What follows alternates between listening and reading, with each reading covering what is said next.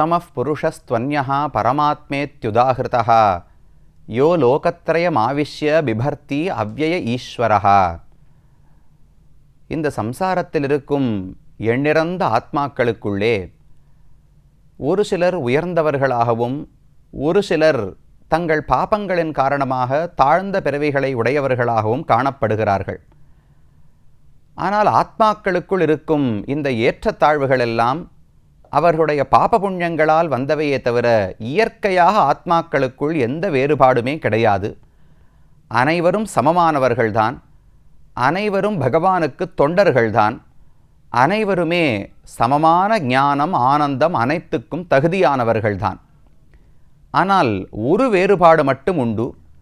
இந்த எல்லா ஜீவாத்மாக்களையும் விட மிக உயர்ந்தவராக புருஷோத்தமன் என்று அழைக்கப்படுபவராக பரமாத்மா ஸ்ரீமன் நாராயணன் இருக்கிறார். பகவத்கீதை 15வது அத்தியாயத்தில் கண்ணன் தானே இதை உபதேசிக்கிறார். அதோஸ்மி லோகே வேதேச்ச பிரதிதா புருஷோத்தமஹா. அர்ஜுனா, இந்த சம்சாரத்தில் வாழும் ஜீவாத்மாக்களைக் காட்டிலும் அதேபோல் முக்தி அடைந்த ஜீவாத்மாக்களைக் காட்டிலும் கூட நான் தான் உயர்ந்தவன், அதனால்தான் என்னை புருஷோத்தமன் என்று அழைக்கிறார்கள் என்று கூறுகிறார். அப்படிப்பட்ட புருஷோத்தமனான பெருமான் அதே பெயரோடு பல திவ்யதேசங்களிலே காட்சி கொடுக்கிறார். அதில் ஒரு திவ்யதேசம்தான் திருப்பிரிதி என்று சொல்லக்கூடிய ஹிமாச்சலத்துக்கு நடுவில் இருக்கக்கூடிய ஒரு தேசம். பிரிதி என்கிற பெயருக்கு காரணத்தை பார்த்தோம் என்றால் இது சம்ஸ்கிருத பெயராகவும் இருக்கலாம் அல்லது தமிழ் பெயராகவும் இருக்கலாம் என்று தெரிவிக்கிறார்கள்.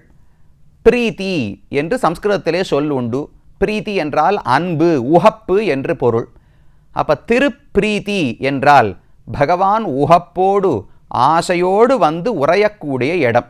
பொதுவாகவே திவ்யதேசங்களை குறிப்பிடும் பொழுது உகந்து அருளின நிலங்கள் என்றுதான் பெரியோர்கள் சொல்லுவதுண்டு. பகவான் ஆசைப்பட்டு இந்த இடங்களிலே வந்து நமக்காக குடியிருக்கிறார், பக்தர்களை கரையேற்ற வேண்டும் என்பதற்காக. அப்போ பகவான் பிரீதியோடு இருக்கிற இடமானபடியால் திருப்பிரிதி என்று பெயர் ஏற்பட்டிருக்கலாம். அல்லது பிரிதி என்று தமிழிலே பொருள் கொண்டோம் என்றால் பிரிக்கிறது. பாரதத்துக்கு வெளியையும் பாரதத்தையும் இந்த திவ்யதேசம்தான் பிரித்து காட்டுகிறதாம். இதற்கு மேலே போனால் அது பாரதம் கிடையாது, இதற்கு இந்த பக்கத்திலே பாரத நாடு இருக்கிறது. அதனால் இப்படி பிரித்து கொடுக்கிறபடியாலே பிரிதி என்றும் பெயர் ஏற்பட்டிருக்கலாம் என்று ஆராய்ச்சியாளர்கள் கூறுகிறார்கள். அப்படிப்பட்ட இடம்தான் திருப்பிரிதி என்கிற திவ்யதேசம். இன்றைக்கு இந்த இடம் ஜோஷி மட் பிப்பல் கோட் என்கிற இடத்தில்தான் வழங்கப்படுகிறது. இந்த இடத்திலே பகவான் புருஷோத்தமன் என்கிற பெயரோடையே காட்சி அளிக்கிறார். ஆனால் ஆழ்வார்கள் என்ன விதமான பெருமானை பாடியிருக்கிறார்களோ, புராணங்களில் இந்த ஊர் பெருமான் எப்படி சொல்லப்பட்டிருக்கிறாரோ அந்த மூர்த்தியை நம்மால் இன்று தரிசிக்க முடியவில்லை. புராணங்களிலும் ஆழ்வார் பாசுரங்களிலும் பார்த்தோம் என்றால் இந்த பெருமான் சயன திருக்கோலத்தில் இருக்கிறார் என்றுதான் குறிப்பிடப்பட்டுள்ளது. கிழக்கு நோக்கி கொண்டு சயன திருக்கோலத்தில் புஜங்க சயனம், கிழக்கு நோக்கி புஜங்க சயனத்திலே பகவான் சயனித்துக் கொண்டிருக்கிறாராம். அப்படித்தான் புராணங்கள் சொல்லுகின்றன. ஆழ்வாரும் திருமங்கை ஆழ்வாரும் பாடும் பொழுது கரைசை மாக்கடல் கிடந்தவன் கனைகடல் அமரர்கள் தொழுதேத்த அரைசை மேகலை அலர்மகள் அவளொடும் அமர்ந்த நல் இமயத்து என்று தெரிவிக்கிறார். அழகான இமயத்துக்குள்ளே பெருமான் கரைசை மாக்கடல் கிடந்தவன், பெரிய திருப்பார்கடலிலே பகவான் சயனித்துக் கொண்டிருந்தாரே அந்த பெருமான் தான் கனைகடல் அமரர்கள் தொழுதேத்த, அவருடைய திருவடியை அமரர்களெல்லாம் தொழும்படிக்கு இந்த இடத்திலே இமயத்துக்குள்ளே வந்து பகவான் காட்சி கொடுக்கிறார். அரைசை மேகலை அலர்மகள் அவளோடும், மேகலைன்னு ஒரு ஆபரணம், அந்த ஆபரணத்தை அணிந்த ஸ்ரீ மகாலட்சுமி தாயாரோடு கூட பெருமான் சயன திருக்கோலத்தில் இந்த இடத்தில் காட்சி கொடுக்கிறார். திருப்பார்கடலில் எப்படி இருப்பாரோ அதே போல் பகவான் இங்கு இருக்கிறார் என்று ஆழ்வாரும் பாடுகிறார். புராணங்களிலும் இப்படித்தான் சயன திருக்கோலம் என்று சொல்லப்பட்டுள்ளது. ஆனால் இன்றைக்கு அந்த பெருமானை இந்த இடத்தில் சேவிக்க முடிவதில்லை. இங்கு ஒரு நரசிம்ம பெருமானுடைய சந்நிதி தான் இருக்கிறது. சின்ன சந்நிதி, இதுக்கு தனியாக நீங்கள் பிளான் கூட பண்ண வேண்டாம். பத்ரிகாசிரமம் சேவிக்க போகும்பொழுது இதெல்லாம் இராணுவத்தினுடைய ஓரளவு கட்டுப்பாடில் இருக்கிறதோ இல்லையோ, அவர்கள் பார்த்து தான் வண்டிகளை விடுவார்கள். எப்பவுமே பாதை திறந்திருக்கும்னு சொல்ல முடியாது. அந்த கேட்டுன்னு மூடி வச்சிருப்பா.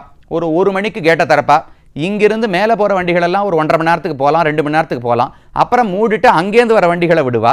அப்புறம் மூடிட்டு கீழேந்து போகிற வண்டிகளை விடுவா. அப்போ 1 மணி கேட்டு, 4 மணி கேட்டு, 8 மணி கேட்டு, திரும்ப கார்த்தால 5 மணி கேட்டு, இதை போலலாம் கேட்டு உண்டு. அந்த கேட்டுக்கு நீங்கள் போய் சேர்ந்து கொஞ்ச நாளை காத்து கொண்டிருக்க வேண்டும் அல்லவா? அந்த நேரமே போரும். அந்த கேட்டுக்கு, பிப்பல் கோட் கேட்டுக்கு அருகிலேயே தான் இந்த நரசிம்ம பெருமானுடைய சன்னதி இருக்கிறது. அதுதான் இன்றைக்கு திருப்பிரிதி என்று கொண்டாடப்படுகிறது. ஆனால் புராணங்களிலும் பாசுரங்களிலும் பார்த்தோம் என்றால் பகவான் புருஷோத்தமன் சயன திருக்கோலத்தில் இருக்கிறார் என்றுதான் சொல்லப்பட்டுள்ளது. ஆழ்வார் தெரிவிக்கிறார், பணங்கள் 1000 நல் அரவணை பள்ளிகள் பரமா என்று இணங்கி வானவர் மணிமுடி பணிதர இருந்த நல் இமயத்து. இதெல்லாம் இந்த ஊரை பற்றி, திருப்பிரதியை பற்றி ஆழ்வார் முதல் 10 2ஆம் திருமொழி பெரிய திருமொழியில் பாடுகிறார். அப்ப சொல்றார், பணங்கள் 1000 நல் அரவணை பள்ளிகள் பரமா. இந்த பகவான் 1000 பணங்களை உடைய ஆதிசேஷன் பேர்ல சயனித்துக் கொண்டிருக்கிறாராம். இந்த பெருமானை பரமா என்று இணங்கி வானவர் மணிமுடி பணிதர, தங்களுடைய அழகான கிரீட்டங்கள் எல்லாம் பகவானுடைய திருவடியில் படும்படிக்கு தேவர்கள் வந்து கீழே விழுந்து சேவித்து பரமா, பள்ளிகள் பரமா என்று அழைக்கிறார்களாம். அப்ப இந்த பெருமானுக்கு பரமன் என்றுதான் ஆழ்வார் பெயர் சூட்டி இருக்கிறார். புராணங்களிலும் பரமபுருஷன், புருஷோத்தமன் என்று கீழே தேவப்பிரயாக பெருமானுக்கு நீலபேக பெருமாள் புருடோத்தம பெருமாள்னு பெயர். இவருக்கு பரமபுருஷன், அனைவரை காட்டிலும் உயர்ந்த புருஷன் என்றுதான் ஆழ்வாரும் பெயர் சூட்டி இருக்கிறார். புராணங்களிலும் பரமபுருஷன் என்றுதான் குறிப்பிடப்பட்டுள்ளது. ஆனால் அந்த பெருமாள் இன்னைக்கு சயனித்த பெருமாளை நம்மால் தரிசிக்க முடியவில்லை. ஆழ்வார், திருமங்கை ஆழ்வார் வரும்பொழுது அந்த பெருமானை தரிசித்து இருக்க வேண்டும். அப்படி நாம் தெரிந்து கொள்ளலாம் பாசுரங்களை கொண்டு. இது பெருமான் சயன திருக்கோலம். பக்கத்தில் தாயாருக்கு பரிமளவல்லி நாச்சியார் என்று திருநாமம் வழங்கப்படுகிறது. மணங்கொள் மாதவி நெடுங்கொடி விசும்புற நிமிர்ந்த வை முகில் பற்றி பிணங்கு பூம்பொழில் நுழைந்து வண்டு இசைகளும் பிரிதி சென்று அடை நெஞ்சே என்று திருமங்கை ஆழ்வார் பாடுகிறார். ரொம்ப அழகான ஒரு உருவகம். உருவகத்துக்கு உள்ளுரை பொருள் ஒன்று, மேலோட்டமான பொருள் ஒன்று, 2 சொல்லுகிறார். மேலோட்டமான பொருளே தற்குறிப்பேற்று அணி. அதாவது என்ன சொல்றார், இல்லாத ஒரு விஷயம்தான். இந்த ஊரில் நிறைய கொடிகள் எல்லாம் மணம் கொள் மாதவி நெடும் கொடி விசும்பு உற. மாதவினா குறுக்கத்தி. அந்த குறுக்கத்தினுடைய கொடிகள் எல்லாம் இருக்குமோ இல்லையோ, அதெல்லாம் விசும்பு உற, இப்படி வளர்ந்து வளர்ந்து வளர்ந்து வளர்ந்து வானம் வரைக்கும் வளர்ந்து விட்டனவாம். ஆனால் கொடிக்கு எதையான பிடிச்சுக்கணுமோ இல்லையோ, பிடித்து கொள்ளாவிட்டா கொடி கீழே விழுந்துடும். வானத்தில் எதானு பிடிச்சுக்கிறதுக்கு கிடைக்கிறதான்னு கொடி பார்த்து கொண்டிருந்ததாம். அந்த சமயம் பார்த்து நிமிர்ந்தவை முகில் பற்றி, வானம் வரைக்கும் நிமிர்ந்து கொடி போச்சா, அங்க மேகங்கள் இருந்தனவா, அந்த மேகத்தை போய் அந்த கொடிகள், குறுக்கத்தி கொடிகள் பிடித்து கொண்டு விட்டனவாம். சரி, பிடிச்சுக்கிட்டமே, அதனால் என்னன்னால் அப்புறம் இப்ப காத்தடிக்கிறது, மேகங்கள் எல்லாம் அசைந்து போக பார்க்கின்றன. ஆனா இந்த கொடி பிடிச்சு இழுக்கிறது. நன்னா கற்பனை பண்ணிக்கோங்க, மேல மேகங்கள் கருப்பாக இருக்கின்றன, கீழே திருப்பிரிதி ஊரிலிருந்து கொடிகள் எல்லாம் படர்ந்து மேலே வானம் வரைக்கும் போய் அந்த மேகத்தை கெட்டியாக பிடிச்சுட்டு இருக்கு. இப்போ காத்தடிக்கிறது, மேகம் அசைந்து போக பார்க்கும்பொழுது போகக்கூடாது போகாதன்னு இந்த கொடியெல்லாம் பிடிச்சு இழுக்கிறதாம். இப்படி இந்த அசைவுகளின் காரணமாக அந்த கொடி சிலிர்த்து போய் அதிலிருந்து மலர்கள் எல்லாம் பூத்து விட்டன. அந்த மலரில் இருக்கிற தேனை உண்பதற்காக வண்டுகள் எல்லாம் பறந்து வந்ததாம். பிணங்கு பூம்பொழில் நுழைந்து வண்டு இசை சொல்லும். அந்த வண்டு உள்ள போய் அந்த புஷ்பத்தினுடைய தேனை சாப்பிட்டுதா, அபாரமான சுவாதுத்வம், ரொம்ப இனிமையாக அந்த தேன் இருந்ததாம். அதனால வெளியில வந்து நன்னா ஆனந்தமா கள்ளு குடிச்சா ஏதோ பாடுவது போல இந்த வண்டுகள் எல்லாம் பாடத் தொடங்கினவாம். அந்த மழை மேகத்துக்கும் நன்றி, இந்த குறுக்கத்தி கொடிக்கும் நன்றி, நீங்க 2 பேரும் சண்டை போடவே தான் எனக்கு தேன் கிடைச்சது, அதனால 2 பேருக்கு நன்றி என்று சொல்லி வண்டுகள் பாடுகின்றன. அப்படி செழிப்பான இந்த இடம் திருப்பிரிதி சென்று அடை நெஞ்சே என்று ஆழ்வார் பாடுகிறார். இது மேலோட்டமான பொருள். உள்ளுரை பொருள் என்ன தெரியுமா? அழகான மணங்கொள் மாதவி என்பது பரிமளவல்லி தாயாரையே இந்த இடத்துல ஆழ்வார் சொல்லுகிறாராம். தாயார் தான் ஒரு கொடி போன்றவள். ஏன்னா தாயாரால் தனித்திருக்க முடியாது, பெருமானை அண்டித்தானே இருக்க வேண்டும். ஸ்ரீ விஷ்ணு சித்த குலநந்தன கல்பவல்லி என்று ஆண்டாளை கொண்டாடுவார்கள். பகவான் ஒரு மரம், அந்த மரத்து மேலே சுத்திண்டு அதுக்கு அழகு சேர்க்கக்கூடிய கொடிதான் பிராட்டி. அதை போல மாதவி என்பதுதான் இந்த இடத்துல பிராட்டியாம்.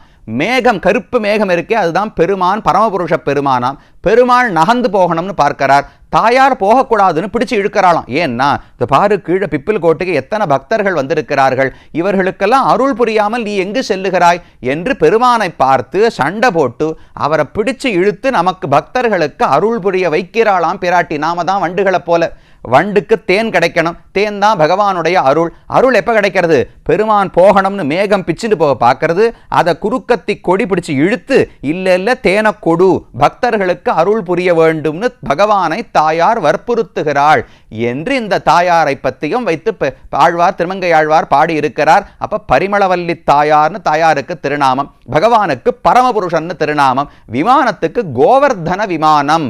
எந்த கோவர்தனம் நாட்டுக்கே உயர்வை கொடுக்கிறது, மாடுகளுக்கெல்லாம் உயர்வை கொடுக்குமோ நமோ, ஆனால் அடர்ந்த காட்டு பகுதியாகத்தான் சொல்லப்படுகிறது. அப்ப கோவர்தன விமானம், இந்திர தீர்த்தம், கோவர்தன தீர்த்தம், மானசரோவரம் என்று 3 தீர்த்தங்கள் சொல்லப்படுகின்றன. இது மானசரோவர கரையில் தான் இருந்ததுன்னு தெரிவிக்கிறார்கள். அதை தவிர இந்திர தீர்த்தம், கோவர்தன தீர்த்தம்னு 2.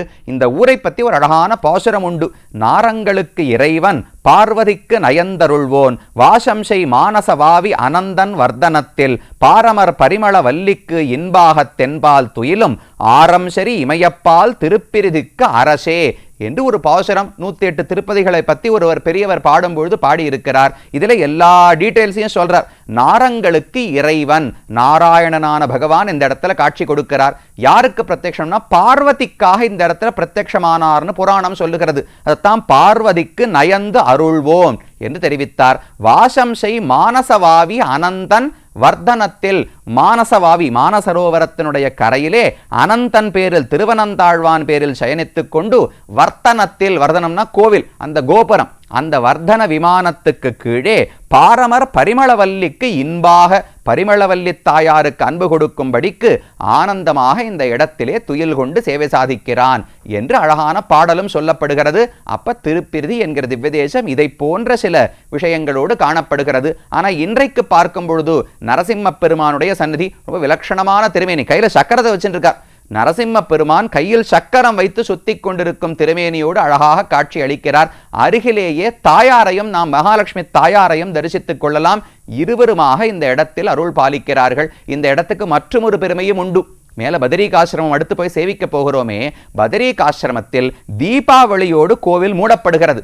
ஏன்னா நவம்பர், டிசம்பர், ஜனவரி, பிப்ரவரி, மார்ச், ஏப்ரல்லாம் அங்கே அப்படியே பனி மூடிவிடும், அங்கே யாருமே இருக்க முடியாது. அதனால் அங்கே இருக்கும் பெருமானையே ஒரு பல்லக்கில் ஏழ பண்ணி கொண்டு தீபாவளி முடிஞ்ச உடனே நேர இந்த ஜோஷி மட்டு இருக்கே, இந்த ஜோஷி மட்டுக்குத்தான் சுமந்து கொண்டு வந்து விடுகிறார்கள். அக்ஷய திருத்தீயைக்கு பிறகுதான் மறுபடியும் பதரிகாசிரமத்தில் கோவில் திறப்பா. அப்ப தீபாவளியிலிருந்து அக்ஷய திருத்தீயை வரை பதரிகாசிரமம் பெருமாளே இந்த ஜோஷி மட்டில் தான் எழுந்தருளி இருக்கிறார். அது இன்றைக்கும் நடக்கக்கூடிய ஒரு வைபவம், இந்த இடத்துக்கு பெருமை கொடுக்க கூடியது. அப்படி இன்னைக்கு நரசிம்ம பெருமான், அப்போது பரமபுருஷன் இருப்பதாக ஆழ்வார்கள் பாடுகிறார்கள்.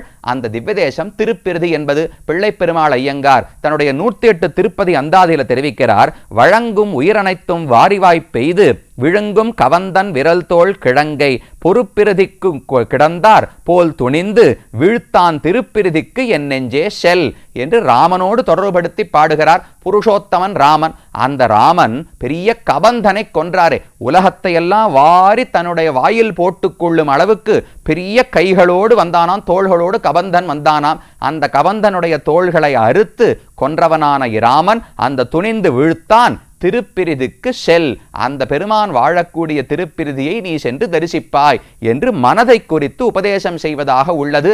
ஆழ்வாரும் திருமங்கை ஆழ்வாரும் பிரிதி சென்று அடை நெஞ்சே, பிரிதி சென்று அடை நெஞ்சேன்னு பாடுகிறார். ஏன் சுவாமி வாழலாம் மனசுக்கு சொல்றான்னா, மனசுல ரொம்ப வலிமை இருக்கணும். ஏன்னா கஷ்டப்பட்ட பிரயாணம் பார்த்தா கொஞ்சம் பயமா இருக்கும். கரணம் தப்பினா மரணம். ஒரு வண்டி எங்கேயானு லேசா வெளியில போச்சுன்னா கீழே அதள பாத்தாளத்தில் விழுந்துருவோம், என்ன ஆகும்னே தெரியாது. ஆனா ஜாகிரதையா இப்போவும் போய் நம்பிக்கையோடு சேவித்து வர வேண்டும். அப்ப நம்முடைய மனதுக்கும் பகவான் அந்த உறுதியை கொடுக்க வேண்டும், அவனை தரிசிக்கும் பாக்கியத்தையும் பெற வேண்டும் என்று பிரார்த்தித்து கொண்டு அந்த பாதையிலேயே புறப்பட்டு நேர பதரிகாசிரமத்தை சென்று அடைவோம்.